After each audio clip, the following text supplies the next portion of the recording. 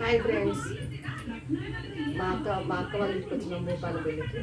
మా అక్క కొడుకు వాడికి జాబ్ వచ్చింది. అయితే ఇక్కడ సమ్మక్క సారక్క ఇంట్లో పెట్టుకుంటాం కదండి, ఇంట్లో మొక్కుకున్నాం. అయితే ఇక కొబ్బరికాయలు కొట్టినాం. వాడిని తీసుకుపోయి అక్కడ చీర జాకెట్ పసుపు కుంకుమ పెట్టినాం. ఇక్కడ వాడెత్తు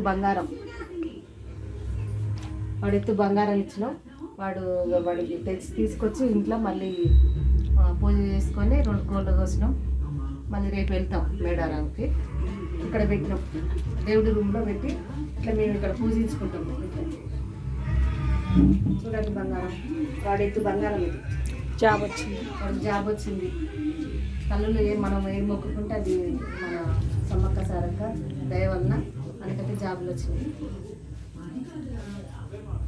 బాయ్ ఫ్రెండ్స్.